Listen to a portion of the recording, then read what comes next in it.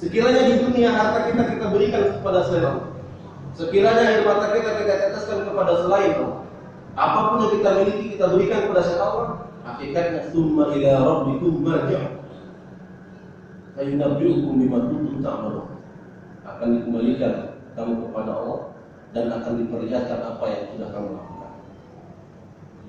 Maka al-istislamu lahu bitauhid, menyerahkan diri kepada Allah dengan bertauhid, menyatukan hanya Allah menjadi tujuan.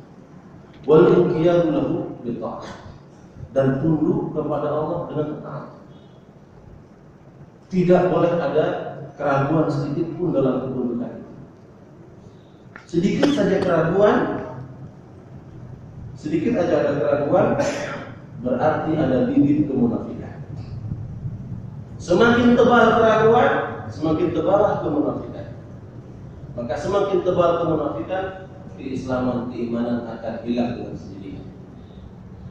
Kalau sudah hilang dengan sendirinya, maka apa kata Allah? Sawa'un 'alaihim astaghfarta lahum am lam tastaghfir lahum la yaghfirallahu lahum.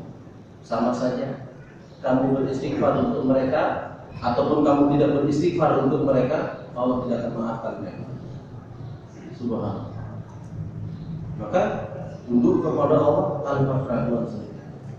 Maka Al-Imam Asy-Syafi'i mengatakan di dalam kitabnya Al-Wad'u Syar'i, tujuan ditegakkan yang syariat Allah min wad'i syariat, ya, adalah ikhrajul mukallafi min da'iyati hawa, mengeluarkan seseorang dari ajakan hawa nafsunya hatta yakuna 'abdan lillah ikhtiyar, sampai dia menjadi hamba Allah sukarela,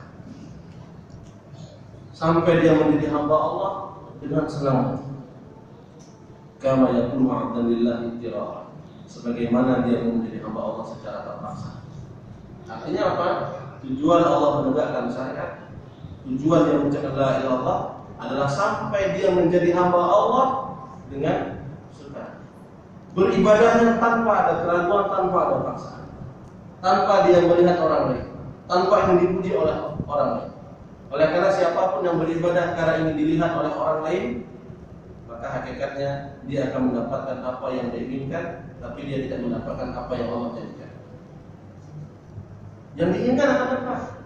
Oh, dia ingin agar simpulan melihatnya, akan dapat, nanti simpulan akan melihat ibadahnya. Tapi Allah janjikan kepada orang beriman, tidak akan diberikan kepada diri. Subhanallah. Maka murnikanlah ibadah hanya untuk Allah. Maka hakikatnya orang yang mulia adalah orang yang melakukan ibadah dengan penuh-penuhnya. Hakikatnya dia tidak bertauhid sebenarnya. Syiriknya syirik kecil. Yang seharusnya untuk Allah diberikan kepada selain Allah. Kemudian pilihan yang ketiga, wal bara'atu minasyirik, berlepas diri dari segala macam bentuk kesyirikan, kekufuran, wa ahli, dan pengikut-pengikut kekufuran. Berlepas diri, tidak mau. Maka inilah yang perlu kita perhatikan. Kekafiran dan keislaman, keimanan itu akan tarik-menarik satu sama lain sampai kapanpun. Akan saling jatuh menjatuhkan.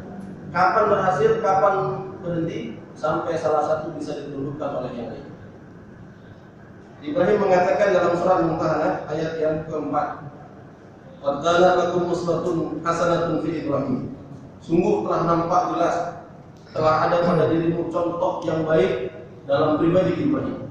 Apa contoh yang baiknya? Walladzina ma'ahu, dan orang yang mengikuti jejak Ibrahim. Tak kala mereka mengatakan kepada kaumnya, inna bura'u minkum, kami berlepas diri dari kamu, wa mimma ta'buduna min dunillah, dan dari apa yang kamu sembah selain Allah. Kafarna bikum, kami mengkafirkan kamu, kami mengingkari kamu. Wa bada bainana wa bainakum al-'adawah, dan telah nampak jelas di antara kita ada permusuhan. Ada permusuhan. Kapan berhenti permusuhan?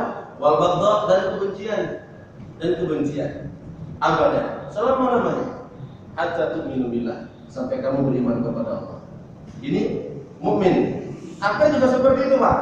Allah mengatakan wala yazaluna yuqatilunakum hatta yaruddukum 'an dinikum. Al-Baqarah. Allah mengatakan, dan mereka tidak akan pernah berhenti untuk melakukan apapun kepada kamu sampai memerangi kamu sekalipun, hatta yaruddukum an dinikum, sampai kamu murtad dari agama.